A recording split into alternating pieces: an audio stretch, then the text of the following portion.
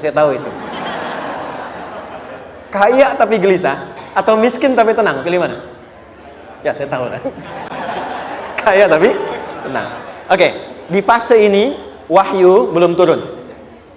Nabi sudah ngajar, turun wahyu, turun al-ala, turun beberapa surah. Tiba-tiba ada masa jeda, wahyu belum turun. Sepekan belum turun. Sebulan belum turun.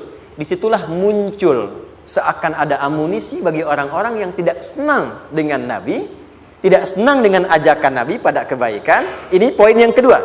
Kalau Anda berbuat baik, pasti ada tantangan. Ingat ya, kalau Anda berbuat baik, apapun itu, pasti ada tantangan. Yang menguji konsistensi kebaikan itu apakah serius untuk dilakukan atau tidak. Maka mulai muncul tuduhan. Lihatlah, Muhammad udah ditinggalkan sama Tuhannya. Tuh Muhammad udah gila tuh, naik turun bukit, naik turun lagi, kayak orang bengong.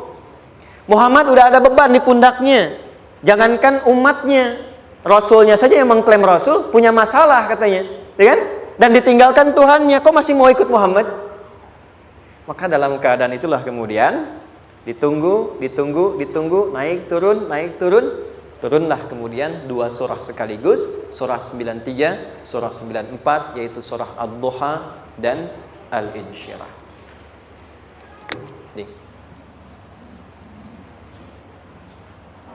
Oke. Ini materinya dahsyat ya, penting sekali, saking pentingnya ini cepat habis tuh. Sekali lagi. Jazakallah khair. Lebih kelihatan ya. Baik, yuk pelan-pelan. Jadi turunnya surah Ad-Duha dan surah Al-Insyirah, hikmahnya satu atau fungsinya satu, memberikan petunjuk bagaimana mengatasi satu persoalan sesulit apapun, tapi masih dapat menghadapinya dengan keadaan yang tenang.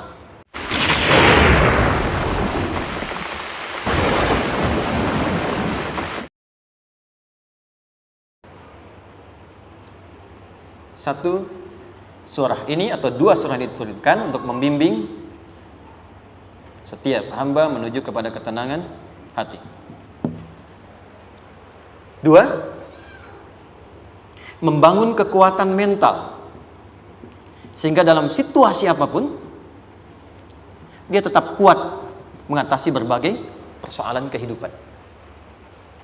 Nanti terapannya banyak, di bisnis ada. Nanti saya turunkan contohnya. Kadang-kadang ikut tender, sudah bagus, sudah menang, tapi proyeknya diambil orang. Ada yang begitu? Nanti ada ayatnya, ada. Nanti kita turunkan. Udah siap-siap, kan? Pengen melamar, ternyata keduluan orang, gitu kan? Udah siap-siap, pengen dapat ini, mau lulus, ternyata nilainya nggak seperti yang diharapkan. Muncul, ada, selalu ada demikian. Nanti kompleksitasnya banyak. Tapi dua surah ini, kalau kita bisa kuasai artinya dengan baik, pahami dengan benar, maka akan ada sesuatu yang beda yang terasa dalam jiwa kita dan kesiapan mengatasi setiap persoalan dalam kehidupan. Yuk kita baca dulu ya, supaya dapat keberkahannya dari dua surah ini. Saya bacakan, Anda ikuti ya. A'udzu billahi minasy syaithanir rajim.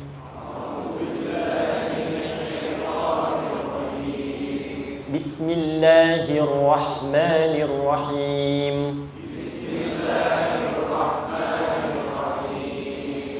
Wadduha Wallayli idza saja Ma wadda'aka rabbuka wa ma qala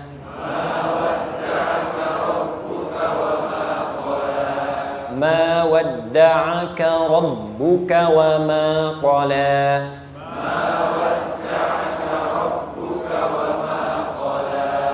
وَلَلْآخِرَةُ خَيْرٌ لَكَ مِنَ الْأُولَى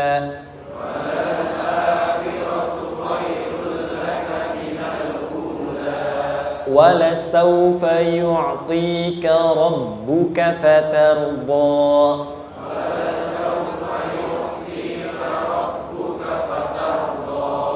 أَلَمْ يَجِدْكَ يَتِيمًا فَآوَى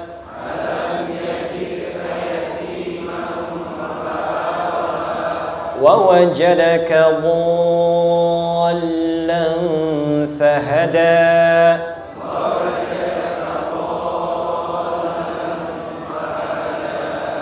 ووجدك عائلا فأغنى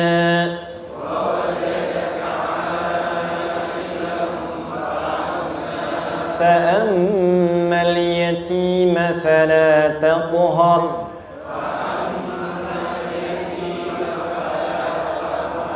وأما السائل فلا تنهر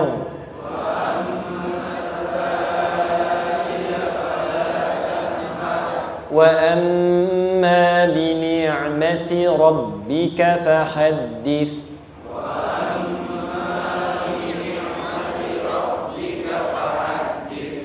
Satu surah dulu, alhamdulillah. Izin saya bacakan tadi untuk diikuti supaya setidaknya kalau kita pulang dan ditanya bagaimana hidupmu engkau jalani, seperti apa engkau berinteraksi dengan Quran yang telah aku turunkan, maka kita pernah menjawab, ya Allah, kami pernah bacakan itu. Jangan pernah kita berkehidupan sampai wafat dan tidak pernah berinteraksi dengan Quran walaupun sekedar membacanya. Wadduha, aku bersumpah. Setiap huruf waw yang berada di awal kalimat di satu surah itu makna utamanya berarti sumpah. Ya, qasam, sumpah. Seringkali diartikan demi, ya. Wal asri, demi masa. Wal fajri, demi waktu fajar. Wal laili, demi malam. Intinya sumpah. Sebentar, pelan-pelan. Kalau Allah menyampaikan sesuatu kepada kita, yakin tidak? Saya ulang, yakin tidak? Serius? Hah? Kalau yakin, kenapa tidak dilakukan? Ya, itu pertanyaan besar, ya. Baik.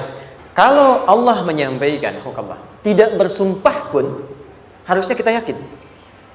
Tapi kalau Allah bersumpah dalam kaidah ilmu tafsir, berarti ada sesuatu yang sangat penting, yang saking pentingnya akan sangat dibutuhkan oleh setiap hamba, sehingga diminta setiap hamba itu fokus menyimak apa yang mau disampaikan.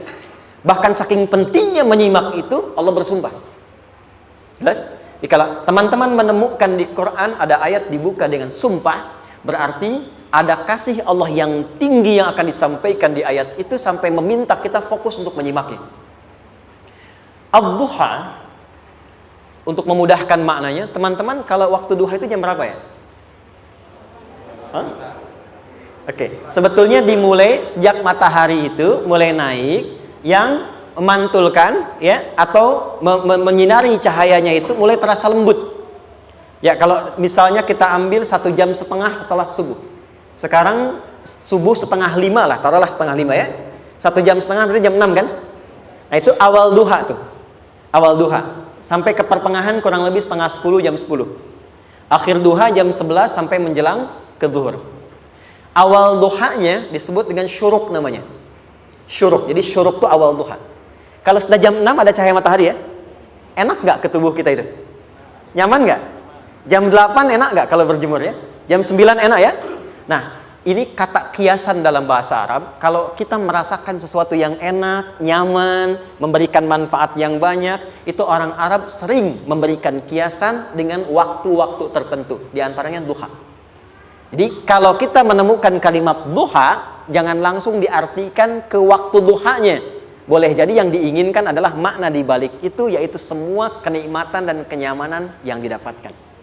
Cara mengartikan ini, wadduha, aku bersumpah, kata Allah, ya Muhammad, demi semua kenikmatan yang kau rasakan dalam hidup, seperti engkau merasakan kenikmatan cahaya duha itu.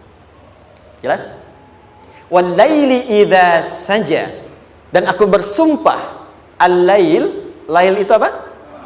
Malam. Baik, lail turunannya, layali jamaknya, lela, lili, lala, itu malam. Jadi kalau ada ibu leli, ibu malam-malam ya. Lail. Oke. Lail itu malam. Malam gelap nggak? Gelap. Tapi kalau gelapnya gulita, tidak ada cahayanya, gelap betul gitu. Gelap ya. Misalnya sedang kita dapati misalnya satu momentum padam lampu, padam semua, dan pas gerhana misalnya gelap sekali. Nah, itu bahasa Arabnya disebut dengan saja namanya. Ya, saja. Wal-laili idza saja, dan malam apabila telah gulita. Zaman Nabi kan nggak ada lampu, ya, belum ada PLN, ya, dan seterusnya. Jadi gelapnya betul-betul gelap. Saya mau tanya sebentar, biasanya kalau situasi gelap itu mudah nggak menemukan benda tertentu? Melangkah mudah atau sulit? Tidak mudah untuk dilakukan, kan? Dalam bahasa Arab, kalau kita ingin mengungkapkan satu kegamangan yang luar biasa, sampai kita merasakan gelap dan sulit melangkah, bukan hanya karena nggak ada cahaya, mungkin karena ada pekerjaan tertentu yang menyulitkan, masalah tertentu yang menyulitkan, sehingga merasa seakan-akan kita tuh gelap. Makan nggak enak, melangkah susah. Pernah nggak merasakan situasi yang saking beratnya satu beban itu seakan-akan makan nggak mau, melangkahnya berat, ada vertigo, kadang-kadang pusing. Pernah merasakan itu? Itu bahasa Arabnya, wal-laili idza saja. Perhatikan kalimatnya, ya Muhammad sallallahu alaihi wasallam, aku bersumpah demi semua kebahagiaan dan kenikmatan yang engkau pernah raih seperti merasakan kenikmatan cahaya Tuhan. Dan mungkin persoalan hidup yang pelik yang membuat engkau merasakan kesulitan, seakan-akan merasa di suasana gelap yang gulita. Ma wadda'aka rabbuka wa ma qala. Tanamkan dalam jiwamu yang paling dalam, aku tidak akan pernah meninggalkanmu.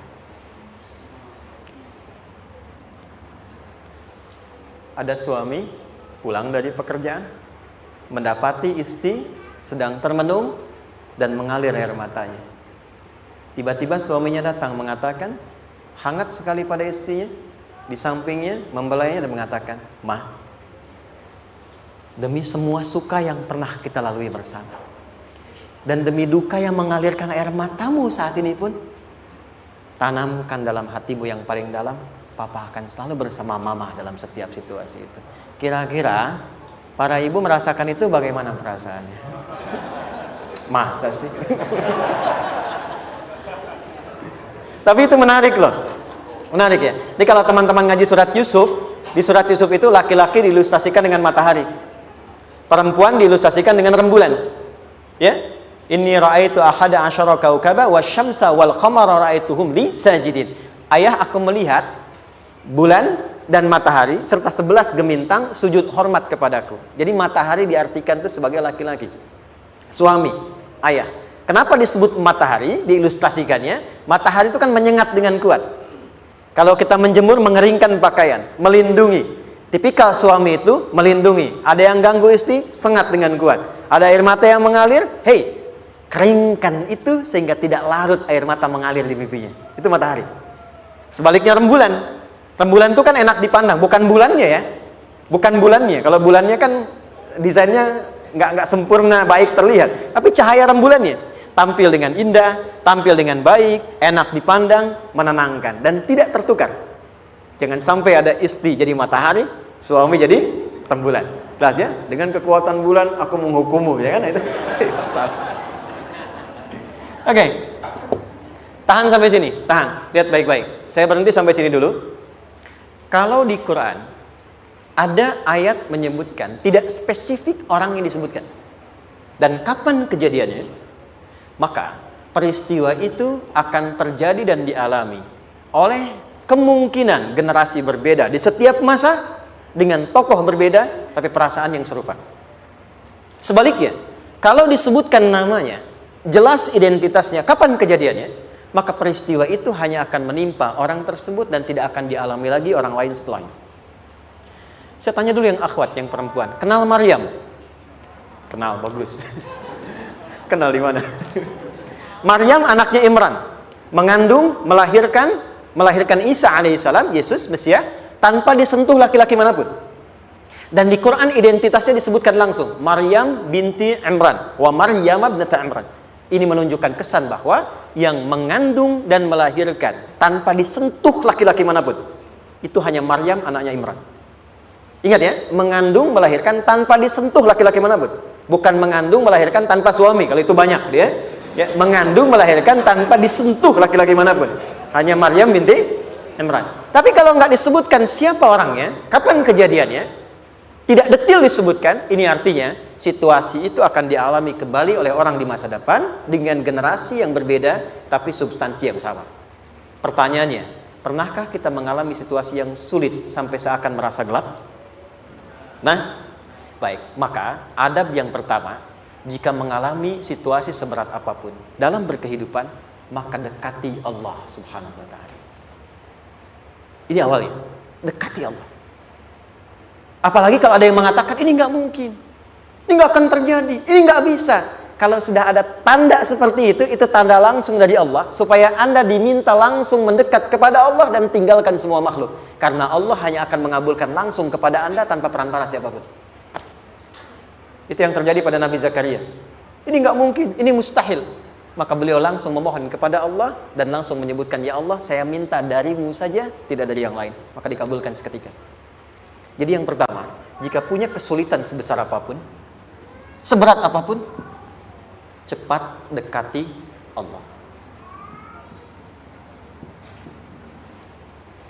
Maka di situ akan dijawab langsung oleh Allah, ma wadda'aka rabbuka wa ma qala. Hambaku, sepanjang engkau mendekat kepadaku, maka yakinkan dalam dirimu, situasi apapun yang kau rasakan, aku tidak akan pernah meninggalkanmu. Sudah? Satu? Paham sampai sini? Oke. Pelan-pelan ya. Saya belum bicara caranya. Saya baru bicara di awal motivasinya. Dekati Allah dulu, nanti caranya didetilkan di surah Al-Insyirah. Teruskan. Ma wadda'aka rabbuka wa ma qala. Walal akhiratu khairul laka minal. Perhatikan. Hei, seberat-berat bebanmu saat ini, ingat, satu saat akan tuntas. Dan ini pun ujian. Kalau sudah meninggal, gak ada ujian lagi. Dan nanti kehidupan yang sekarang, apapun yang kau pertentangkan, perdebatkan, perselisihkan, itu semua akan ditinggalkan. Jadi ternyata Allah mengungkap hakikat kehidupan dunia. Apapun yang diperselisihkan, tuh unik ya. Orang berselisih pada yang akan ditinggalkan. Aneh nggak? Ada orang berebut makanan, kan? Rebutan sampai berkelahi dan sebagainya. Pada akhirnya, makanan yang diperebutkan itu pun akan ditinggalkan. Yang ini meninggal, itu meninggal. Jadi memperebutkan sesuatu yang pada akhirnya akan berakhir. Kata Allah, Allah sampaikan, jika Anda mengalami situasi, sesuatu yang mungkin membuat berat, tanamkan pada jiwa kita, hei, yang aku kejar-kejar ini, boleh jadi aku akan tinggalkan juga. Kenapa aku harus menangisi dan larut pada sesuatu yang tidak abadi? Maka Allah hibur kita dengan mengatakan, kamu tenangkan diri dulu. Semua yang kamu pikirkan sampai membuat kamu berat begini, pada akhirnya kamu tinggalkan. Dan yang abadi itu akhirat. Walal akhiratu khairul laka minal. Dua, pelan-pelan sikapi setiap masalah dengan proporsional. Jangan terlalu larut dalam sesuatu. Dapat job satu, pengen, udah siap, kontraknya besar, tiba-tiba hilang. Dipikirin, Anda mikirkan itu pun gak akan balik. Proporsional aja dulu. Ya, nanti caranya akan turun nanti di Al-Insyirah. Tenangkan diri dulu. Prasangka baik kepada Allah Subhanahu wa Ta'ala. Boleh jadi apa yang Allah ingin berikan sebagai pendahuluan sekarang belum sampai kepada kita karena Allah menyiapkan yang lebih baik di balik itu. Kita belum tahu ada apa di balik itu sehingga kita tidak dapatkan itu. Sehingga kemudian Allah katakan walal akhiratu khairul laka minal ula. Teruskan. Wala saufa yu'tika rabbuka. Pelan-pelan. Orang yang punya sikap seperti ini itu cenderung lebih dekat mendapatkan ridha Allah dibandingkan dengan orang-orang yang larut dalam kesulitan. Orang yang move on dengan setiap persoalan dalam kehidupan, cepat berpikir secara proporsional, tidak menggantungkan hidupnya pada persoalan tertentu sehingga membuat dia menjadi beban, itu lebih mendekatkan dirinya kepada ridha Allah dibandingkan dengan orang yang meratapi persoalan hidupnya. Ya. Pelan-pelan. Jadi spiritnya, kalau punya masalah apapun, jangan dilarutin terus. Gak usah diratapi, cepat move on. Berpikir lagi, rencanakan lagi. Nanti, detailnya ada di Al-Insyirah. Tapi poin besarnya, janji Allah mengatakan, kalau Anda bisa move on, proporsional, maka yang dijanjikan oleh Allah, di situ Allah percepat datangnya ridha Allah Subhanahu wa Ta'ala. Kalau ridha Allah sudah datang, maka akan dua yang diberikan. Pertama kali, ketenangan di dalam jiwa, dan yang kedua, kemampuan untuk berikhtiar lebih baik mencapai apa yang diinginkan. Satu, kalau ridha Allah sudah diberikan pada seorang hamba, yang pertama diberikan ketenangan dalam jiwa. Bukan dunianya dulu. Bukan apa yang Anda ingin harapkan dulu. pengen sesuatu, ya, pengen materi, pengen kedudukan, pengen lulus anaknya ujian, ya kan? Tiba-tiba terjadi sesuatu, diratapin, alih-alih meratap, alih-alih membuat status, alih-alih menyulitkan diri, kata Allah, terima dulu proporsional. Setelah itu dekatkan diri kepada Allah, turun ridha Allah. Begitu turun, yang pertama diberikan ketenangan kepada hati. Tenang dulu. Kalau sudah tenang, nanti dibimbing menyelesaikan apa yang sedang dihadapi itu. Itu poin yang ketiga. Pelan-pelan. 4. Kita masuk ke detail sekarang. Perhatikan baik-baik. Ini yang paling menarik. Alam yajidka yatiman fa'awa. Muhammad SAW, bukankah dulu engkau yatim? Punya banyak masalah? Aku selesaikan juga. Ayahmu meninggal sebelum lahir, ada ibu. Ibu meninggal, ada kakek. Kakek meninggal, ada paman. Ya kan? Ada teman yang menemani Sayyidah Khadijah, teman yang setia, semua kebutuhan tersedia. Artinya Pak, perhatikan baik-baik. Kalau Anda punya masalah sekarang, jangan sampai melupakan yang dulu-dulu pun pernah tuntas Allah selesaikan. Jadi kalau sekarang sedang punya persoalan, jangan sampai satu masalah ini membuat Anda kehilangan harapan dan kehidupan. Sementara Anda sadar, dulu pun banyak masalah kok selesai juga. Kenapa dengan yang satu ini kita harus jatuh? Sekarang usia berapa? 20, 30, 40, 50. Sekarang usia 50 tahun, ada masalah, baru 5 menit datang sudah merasa jatuh. Yang 50 tahun ke belakang yang banyak selesai itu kita nilai atau tidak? Maka kata Allah, seperti yang dulu pernah aku selesaikan ribuan masalah itu, yang sekarang pun mudah aku tuntaskan. Jelas? Nah, secara psikologi, orang-orang yang selalu bertindak seperti itu akan selalu punya harapan lebih tinggi untuk menyelesaikan persoalannya. Jadi kalau sedang punya masalah, pikirkan yang dulu juga selesai, masa yang sekarang nggak selesai. Itu prinsipnya. Secara psikologis demikian. Jelas ya? Oke. Wa wajadaka dhallan fahada. Muhammad, dulu engkau pernah mengalami melihat masyarakat banyak berbuat yang tidak baik, aku berikan petunjuk. Kuncinya fahada di situ. Orang yang punya motivasi kuat dan keyakinan untuk bisa menyelesaikan persoalannya, maka dia akan lebih cepat mendapatkan petunjuk Allah untuk mendapatkan solusi terbaik. Ada sini. Saya agak cepat ya, mohon izin. Wa wajadaka 'ailan fa'aghna. Bahkan, maaf, bukan sekedar selesai, kalau perlu saya bikin kaya, kata Allah. Aghna itu kalau ilmunya luas. Kalau harta, hartanya banyak. Kalau kedudukan, kedudukannya tinggi. Hei, engkau yang sedang mengejar kedudukan, aku tahan sebentar karena ada yang nggak bagus untukmu di sini. Tapi kalau kamu terima, aku angkat itu lebih daripada apa yang kamu harapkan. Kamu pengennya bintang 2, aku naikkan sampai bintang 4. Kalau perlu 5 sekalian.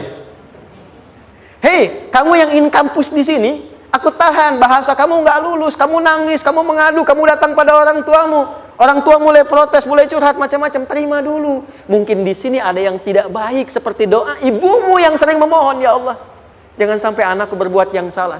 Jangan sampai terjebak narkoba. Jangan sampai terbawa tawuran. Di sini ada yang kurang tepat untukmu. Kalau kamu ridha, kamu terima, kamu proporsional, bahkan aku pindahkan ke kampus yang lebih baik yang tidak kamu bayangkan sebelumnya. Di orang-orang yang selalu menerima apa yang Allah ujikan dan ridha dengan itu, maka Allah akan angkat derajatnya bahkan melebihi ekspektasi dirinya. Paham? Kalau sudah seperti itu, maka lihat ujung ayatnya. Lihat ujung ayatnya. Fa'ammal yatima fala taqhar. Hei, maka jangan pelit berbagi kepada orang lain. Share. Kalau sudah sukses, share. Berbagi, bukan hanya materi, bagi ilmunya, ya, bagi kebahagiaannya. Wa ammas sa'ila fala tanhar. Jangan sampai nunggu orang minta. Kalau lihat ada kawan yang butuh, sekarang Anda sukses. Tapi boleh jadi kesuksesan Anda itu tangganya dari teman-teman Anda.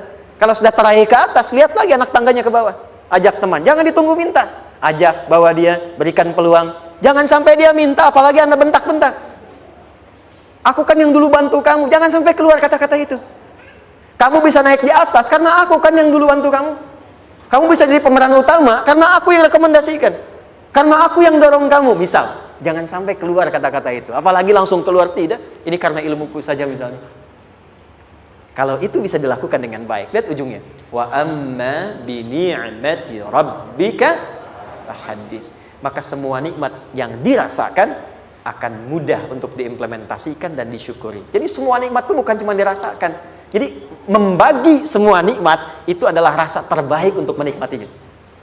Maaf ya, Anda kalau punya makanan, dimakan sendiri. Dengan dibagi sama-sama, kira-kira rasa nyamannya yang pertama atau yang kedua? Kedua. Makan sendiri, enaknya sendiri kan?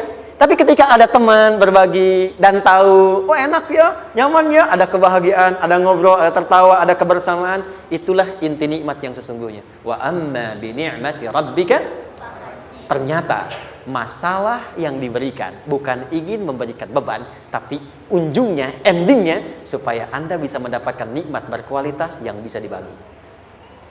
Lihat surat Ad-Duha itu jangan cuma lihat awalnya, lihat ujungnya. Ternyata ketika seseorang mendapat masalah seberat apapun, itu bukan ingin membebani, tapi ingin meningkatkan kualitas hidupnya supaya mendapatkan nikmat yang lebih besar dan merasakan nikmatnya itu dengan berbagi. Itu poinnya. Jadi kalau sampai sini kita paham dan kita beri nama misalnya dengan fikih ujian, jadi kalau desain ujian ini sistematikanya kita pahami, maka tidak ada alasan untuk mengeluhkan persoalan. Jadi melihat masalah itu bukan sebagai beban, pada akhirnya melihatnya sebagai tangga untuk mencapai kebahagiaan. Jelas sampai sini? Baik, kalau sudah seperti ini ingin punya masalah atau tidak ingin punya masalah? Tidak. Ingat ya, jadi kalau anak pulang bawa masalah, dilihatnya jangan beban. Oh, Allah ingin menaikkan kualitas pada anak saya, yang dengan itu menjadikan ia mendapatkan nikmat yang belum pernah didapati. Kalau rumah tangga sedang ada masalah, jangan banyak diperseterukan, tapi direnungkan sejenak. Oh, Allah ingin meningkatkan kualitas rumah tangga ini, sehingga kita bisa mendapatkan nikmat yang tidak pernah didapati sebelumnya. Makanya nikmat berumah tangga itu yang terbesar, selalu bertambah ketika menyelesaikan masalah. Silahkan cek. Kalau sedang ada masalah berseteru kan, tapi setelah selesai kan jadi lebih nikmat ya. Ya, lebih senang lagi, lebih cair lagi, lebih bahagia lagi, lebih mendukung lagi. Ternyata ada nilai-nilai kebaikan yang tersimpan yang belum disadari sepenuhnya. Pertanyaannya, kadang-kadang mudah diucapkan, tapi tidak mudah mempraktekkan. Bagaimana itu semua bisa ditempuh dengan baik sehingga ketika mengalaminya kita bisa tenang menghadapinya. Maka turunlah surah Al-Insyirah. Saya cepat.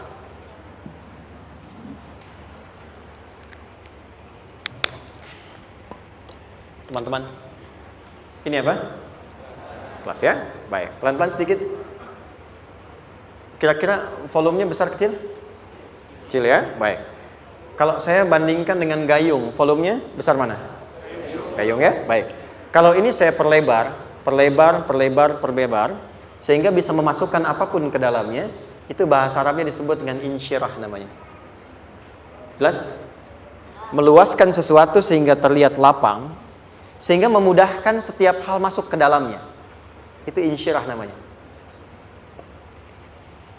Surah ini diberi nama dengan surah Al-Insyirah, yang berarti sesuatu yang lapang, yang tenang, yang nyaman. Yang diharapkan dengan keadaan hati yang lapang, nyaman, tenang itu, segala persoalan yang dihadapi dalam kehidupan akan mudah diterima dan tidak berdampak besar dalam menyikapinya. Maka bagaimana kemudian Allah memberikan turunan-turunan petunjuk supaya apa yang diharapkan ini bisa tercapai? Satu, izin mengilustrasikan, saya kasih cerita sebentar. Ada seorang anak muda, kisah ini sangat viral, hampir setiap kita bisa mendapatinya. Datang kepada seorang kakek tua di sisi danau yang jernih sekali airnya. Dia berkeluh kesah tentang persoalannya, dia katakan saya punya masalah begini. Berat sekali terasanya. Kakek itu kemudian permisi, dia hanya membawa 2 genggam garam. Kemudian beliau bawa 1 gelas, ilustrasinya seperti ini. Dimasukkanlah kemudian garam itu ke gelas itu. Lalu diambil 1 gelas air yang jernih tadi dengan garam segenggam. Kata beliau minum. Pemuda itu mengatakan, wah asin, minum aja dulu. Lalu ketika diminum, langsung ditumpahkan. Dia muntahkan asin katanya. Lalu setelah itu kakek yang tadi melepaskan segenggam sisanya, dilempar ke danau tadi yang luas. Lalu diambil lagi dengan gelas yang sama. Sekarang minum. Bagaimana rasanya? Segar, enak, nyaman. Itulah hatimu. Kalau hatimu sempit sesempit gelas ini, maka masalah sekecil apapun akan selalu menghadirkan kesulitan seperti engkau menelan garam tadi. Tapi kalau hatimu luas, sebesar apapun masalah, tidak akan pernah berdampak pada dirimu kecuali engkau mampu menyusun rencana untuk mengatasinya. Kelapangan hati yang membuat diri kita mampu menerima persoalan apapun, itu yang disebut dengan insyirah. Makanya dulu tahun 90-an ada sinetron Hati Seluas Samudra gitu ya. Saya pernah tahu itu. Sama anaknya diapa-apain juga, masih aja ya menerima gitu. Dulu siapa ya? Jeremy Thomas dan lain-lain ya. Saya kira ada itu. Ya, saya kira itu ya. Saya pernah lihat sejenak ya. Saya jarang-jarang nonton gitu. Pernah lihat aja. Saya senang riset. Jadi kalau riset itu ada riset dakwah, ada riset materi. Saya teman-teman yang musik gitu ya. Saya tidak terlalu dekat dengan musik karena saya di Quran gitu. Tapi untuk mengetahui hukum musik itu bagaimana, saya riset. Sampai ke notasi saya tahu. C, D, F, G, A, B, C, G, A, B, C, D, F, G, D, F, G, A, B, C, D, A, B, C, D, F, G, A, F, G, A, B, C, D, E, B, C, D, E, F, G, A, B, F, G, A, B, C, D, A, F, G, A, B, G, A, B, C, gitu kan ya? Ya, tapi kalau diminta piano, gitar, ini saya nggak bisa. Ya, tapi untuk menentukan hukum, nah kita bisa paham gitu. Misalnya boleh nggak baca Quran pakai langgam Jawa gitu kan? Nah hukumnya apa? Nanti dari teori itu muncul. Ya, paham ya? Nah, oke, balik sini. Perhatikan baik-baik. Satu, saya agak cepat. Ini ditafsir langsung turun al-insyirah. Yang pertama, alam nashrah laka sadrak wa wada'na anka wizrak allazi anqadha dhahrak. Tahan sampai sini dulu, 3 ayat. Saya mulai dari ayat kedua dan ketiga. Perhatikan baik-baik. Wa wada'na anka wizrak allazi anqadha dhahrak. Artinya apa? Artinya satu beban yang diletakkan di pundak yang berpengaruh kepada semua bagian tubuh. Kita pernah melakukan atau melihat yang angkat beban ya? Beban kan semakin berat diangkat, semakin terasa ke bagian-bagian tubuh ya, ke semuanya. Nah, itu namanya wizrak alladzi anqadha dhahrak. Beban yang dipikul yang berat sekali sampai semua merasa. Makanya jadi satu ungkapan dengan mengatakan dia sedang memikul beban yang sangat berat. Sampai kepalanya pusing, tidur nggak nyaman, miring kanan, miring kiri. Itu namanya ya alladzi anqadha dhahrak. Satu. Saya percepat, akan ada satu masa dalam hidup setiap hamba merasakan satu persoalan yang seakan-akan beban berat yang dipikul sampai merasa kesulitan dari ujung kepala sampai ujung kaki. Siapapun itu. Jujur ya, setiap kita tanyakan pada diri sendiri. Setiap kita yang ada di sini, saya yakin pasti pernah atau bahkan akan mengalami satu peristiwa yang merasakan beban berat sampai seakan-akan ujung kepala sampai ujung kaki merasakan sakitnya. Ada yang sudah mengalami atau bahkan nanti akan ada yang melalui. Perhatikan baik-baik. Teruskan ayatnya. Wa rafa'na laka.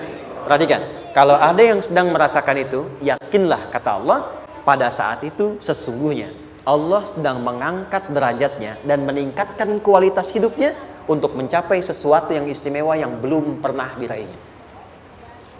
Dari sini kita buat persamaan. Ujian. Tadi kan? Berbanding lurus dengan harapan. Banding lurus dengan solusi nanti pada akhirnya. Fokus. Lulus di sini, insya Allah setiap persoalan akan lebih mudah untuk diatasi. Ujian, seberat apapun yang sedang kita alami, tidak akan pernah diberikan kepada kita oleh Allah, kecuali ternyata hikmahnya untuk mengabulkan harapan-harapan besar yang sebetulnya kita mintakan. Jujur ya, setiap kita kan sering punya permohonan ya, sering berdoa ya, ya Allah minta ini, minta itu, minta ini, minta itu, gitu kan? Nah, cara Allah mengabulkan harapan kita itu, yang pertama, jalurnya lewat ujian. Karena semua kesuksesan itu, desain dasarnya adalah melewati ujian. Coba, anak-anak kita yang sedang sekolah itu, apa mungkin diwisuda dengan penuh kebahagiaan kalau nggak mengalami ujian? Lewat ujian dulu kan? Dia belajar dulu, ujian dulu, ngatasin soal dulu, lulus, baru wisuda. Apakah mungkin akan dapat IPK 4 yang diharapkan kalau tidak mengalami ujian? Belajar dulu, ya kan? Ada waktu, sempat dia bangun malam, siang, dan seterusnya belajar, keringat dan sebagainya, baru bahagia kan? Dan ternyata belajar itu untuk diwisuda. Sebab kalau kita tidak belajar, mustahil dapat wisuda. Kalau tidak lewat ujian, mustahil dapat ijazah. Karena ternyata harapan itu, hukum dasarnya dalam berkehidupan, bisa diraih dengan melewati ujian. Ini poinnya. Jadi mohon, kalau sedang mengalami sebuah peristiwa, dan kita harus menghadapi itu, coba renungkan. Sebetulnya pernah berdoa apa sampai kita mengalami itu, sehingga dengan jalan itulah sebetulnya Allah ingin mengabulkan harapan yang dulu pernah kita mintakan. Jelas?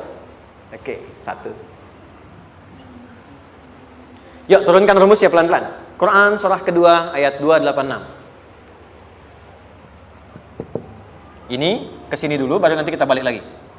2 Al-Baqarah ayat 286. La yukallifullahu nafsan illa usaha. Tahan sampai sini. Lihat baik-baik. Hukum pertama. Allah tidak mungkin menguji seorang hamba di luar batas kemampuannya. Jadi kaidah yang pertama tadi, kalau kita sedang diuji, sebetulnya ada harapan dan doa yang pernah kita mohonkan dan Allah ingin mengabulkan itu, jalan pertamanya adalah ujian. Tapi adilnya Allah, tidak akan pernah kita diuji kecuali sesuai dengan kemampuan kita. Jadi kalau nggak mampu, nggak mungkin diberikan ujian. Ingat ya, kalau tidak mampu, tidak mungkin diberikan ujian. Artinya harapan yang kita mohonkan pun akan sesuai dengan kemampuan kita. Jadi kalau kita minta sesuatu nggak mungkin bisa menggunakannya, nggak akan dikasih. Nah, balik ke sini untuk memberikan ketenangan kepada hati kita. Kalau sedang menerima persoalan, setelah kita mengatakan, oh ini mungkin ada harapan yang ingin saya dapatkan, jalannya lewat sini. Untuk memberikan ketenangan kepada hati, begitu persoalannya tiba, langsung katakan pada diri kita, saya pasti bisa menjalaninya. Mustahil saya diuji kalau nggak mampu menjalaninya. Itu bahasa singkatnya. Ingat ya? Kalau ingin mudah menyelesaikan persoalan, kata Quran, setiap ada ujian, langsung katakan pada hati kita, insya Allah bisa. Nggak mungkin saya diuji kalau saya nggak sanggup. Jelas? Dan tanamkan itu pada hati yang paling dalam. Ini nggak mudah. Kalau cuma disimpan di pikiran, jadi beban. Tapi kalau Anda tanamkan dalam hati, seberat apapun masalahnya, pasti saya sanggup, pasti saya bisa. Pernah lihat dulu ada acara 90-an Benteng Hattori? Oke? Benteng Takeshi ya? Takeshi ya, gitu kan? Artinya kan bisa jawab ya. Kita tahu Ninja Hattori mendaki gunung, lewati lembah, ya tahu ya. Son Goku, Son Gohan, saya tahu itu. Son Goku, Kamehameha, Piccolo itu yang nulisnya Suzuki Watanabe, saya tahu itu. Benteng Hattori, balik lagi ya. Benteng Takeshi ya. Puncaknya kan main pakai itu kan, pakai tank ya dan sebagainya.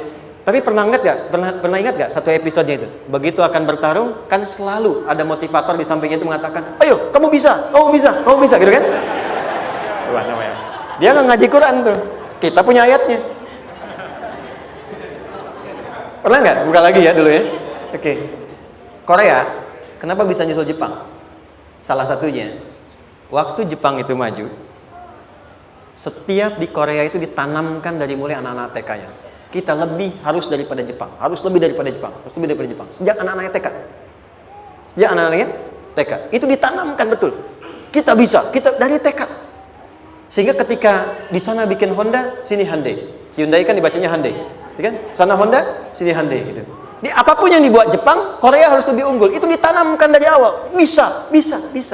Kita itu sekarang punya ayatnya. Jadi kalau sedang punya masalah seberat apapun, katakan pada diri kita, insya Allah bisa. Gak mungkin diuji kalau nggak sanggup. Bisa insya Allah. Bisa. Kenapa mah? Bisa.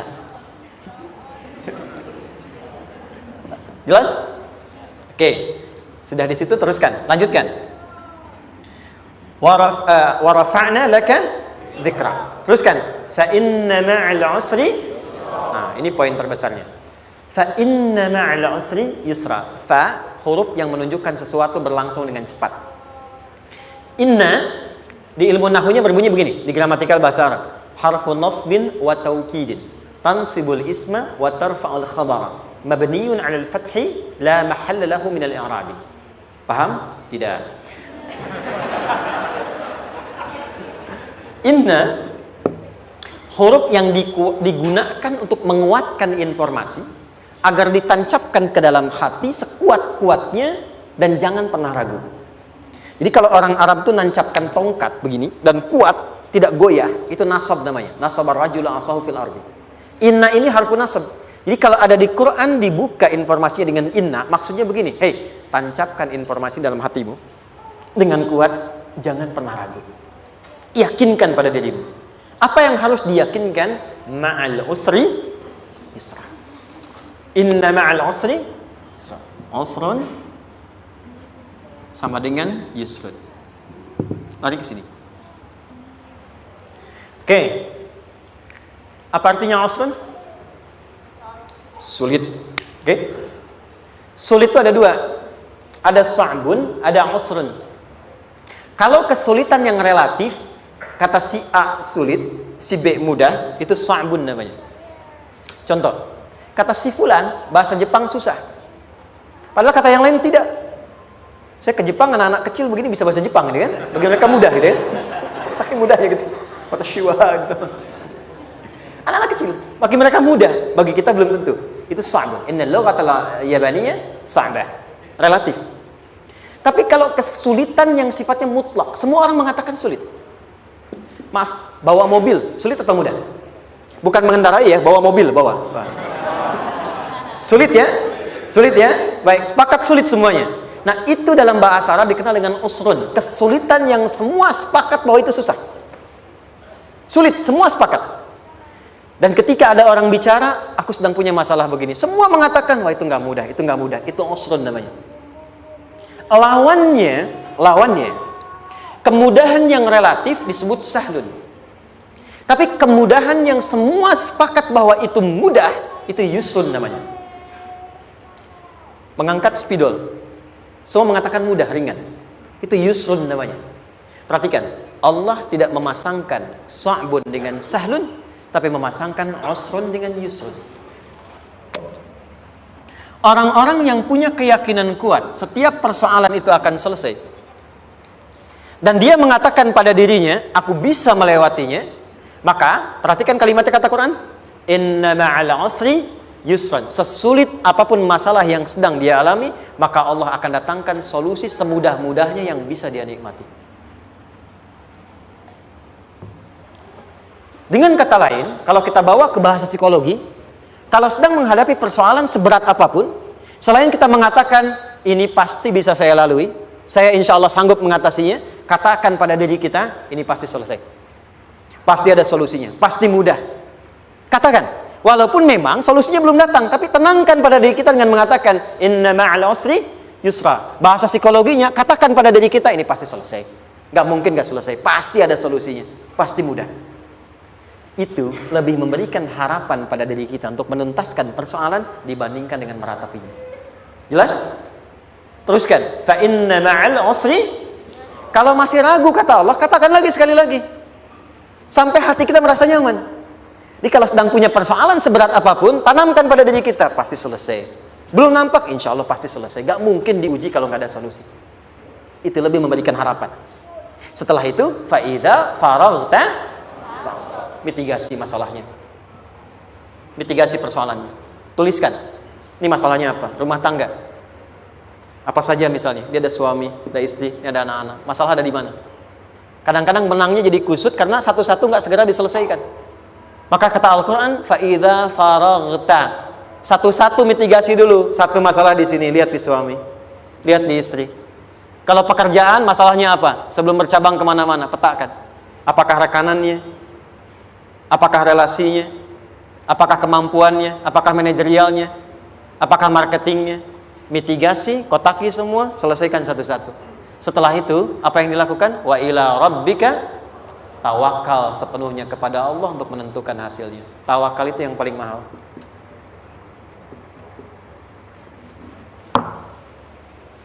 Anda kalau nggak punya kepasrahan, stres. Karena selalu memikirkan apa yang mau dikerjakan dan selalu orientasi pada hasil. Kita punya tawakal. Kalau kita mampu menyerahkan sesuatu, gini, di sini ada orang yang paling jago misalnya main basket. Ada pertandingan basket. Begitu dibuka, udah tim musyawarah serahkan aja pada si fulan. Kan? Dia yang paling jago, dia. Bukankah dengan menyerahkan itu bukan hanya kita berikan sebuah tugas, ya kan? Tapi dengan itu ada kelapangan tersendiri kan? Yakinlah sukses, ini paling hebat. Pernah ada perasaan gitu? Sekarang, siapa yang paling mampu menguasai? Siapa yang paling hebat menyelesaikan segala hal? Siapa yang punya segalanya? Bukankah Allah? Orang-orang yang punya tingkat tawakal yang tinggi, maka satu, dia akan lebih stabil keadaan mentalnya dan tidak akan pernah gelisah dengan kekecewaan. Gak ada kecewa. Karena tawakal itu kalau sudah kepasrahan pasti menerima hasil. Kalau sudah tawakal, terserah Allah tetapkan apa saja. Mau dapat sekarang, dapat besok, dapat nanti. Puncak yang paling tinggi, tugasmu hanya berikhtiar semampu yang bisa dilakukan. Selanjutnya biarkan Allah menetapkan apa yang menjadi bagian dari maslahat kehidupan kita. Saya tutup. Cara Allah menjawab harapan kita ada 3. 1, memberi langsung apa yang kita mintakan. 2, menunda itu sampai kita siap menerimanya. 3, mengganti apa yang kita inginkan dengan apa yang kita butuhkan. Saya ulang ya. 1, memberi langsung apa yang kita mohonkan. Misal, ya Allah saya ingin A misalnya, anak saya pengen ke ITB. Tapi nggak mungkin tiba-tiba langsung masuk ITB kan? Pasti lewat ini dulu kan? Ada ujian dulu, ikut tes, dan seterusnya diterima, sesuai. 2, kadang menunda sesuatu sampai dia sanggup menjalaninya. Anda punya anak usia 5 tahun, pengen diberikan motor. Anda mampu untuk memberi motor, dikasih nggak? Tidak. Sampai dia sanggup mengendarai motor, baru Anda berikan. Terkadang ada yang kita minta sekarang, tidak didapati sekarang. Tapi ternyata tahun depan kita dapat. Kita harus sadar bahwa anugerah yang kita dapatkan tahun depan itu sebetulnya adalah hasil doa kita di tahun ini. Pernah dengar nggak kisah viral? Nabi itu berdoa, baru dikabulkan setahun setengah. Setahun 6 bulan. Padahal itu Nabi loh.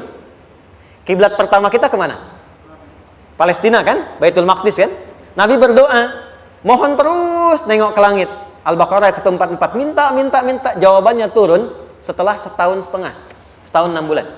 Ada yang mengatakan di tafsir setahun 8 bulan, baru dikabulkan setelah setahun setengah. Padahal kurang soleh apa Nabi? Nabinya siap, mungkin umatnya yang belum siap. Nabinya siap, tapi ada tantangan di masyarakat yang tidak mudah, yang mungkin bisa meruntuhkan dakwah, baru dikabulkan setahun setengah. Ketika semua umatnya sudah bisa siap menerima itu. Boleh jadi apa yang diminta orang tua sekarang, terkabulnya mungkin belasan puluhan tahun pada anaknya yang nomor sekian. Tahu Imam Syafi'i? Imam Syafi'i itu kan nama aslinya Muhammad. Bapaknya Idris. Kakek yang ke atas, yang ketiga namanya Syafi'i. Kenapa disebut Imam Syafi'i? Dinisbatkan pada kakek yang ke atasnya. Ternyata kakeknya ini seorang ulama besar, saleh, memohon kepada Allah, setiap di keturunannya ada yang bisa menggantikan lebih soleh, lebih baik lagi. Ternyata yang didapatkan bukan dari anaknya, tapi generasi keturunan yang kesekian. Anda belum sekarang bisa hafal Quran. Misalnya, Anda bermohon, berdoa, boleh jadi yang hafal, mungkin bukan di anak, bisa di cucu, bisa di bagian keluarga yang lain. Maka, terkadang tawakal itu tidak hanya memberikan hasil yang cepat, tapi memberikan keindahan yang terasa tertunda, tapi melengkapi kebahagiaan yang dirasakan. Penutupnya, boleh jadi minta ke ITB, diterimanya di Unpad. Minta motor, dapatnya mobil. Kalau itu senang, luar biasa. Minta mobil, dapatnya motor, gitu kan? Ternyata, kadang-kadang di sini yang terakhir, saya tutup, Allah mengabulkan apa yang kita butuhkan, bukan apa yang kita inginkan. Anak Anda sakit, dibawa ke dokter. Kata dokter, jangan dulu makan jeruk. Maka Anda pulang, dia minta jeruk. Anda berikan apel. Saya nggak mau apel, mah. Saya pengennya jeruk. Nggak apa-apa, nah. Ini apel rasa jeruk, misalnya kan. Anda berikan. Ternyata apa? Bukan ingin menyakiti dan tidak mengabulkan keinginan anak, tapi lebih memberikan apa yang dia butuh. Kadang-kadang maaf ya, teman-teman mintanya proyek A, udah capek, di situ nggak dapat. Dapatnya di yang lain. Teman-teman, itu Allah berikan sebetulnya hasil ikhtiar Anda yang sebelumnya. Cuma dikasih yang lebih baik, yang tidak Anda pernah bayangkan maslahat.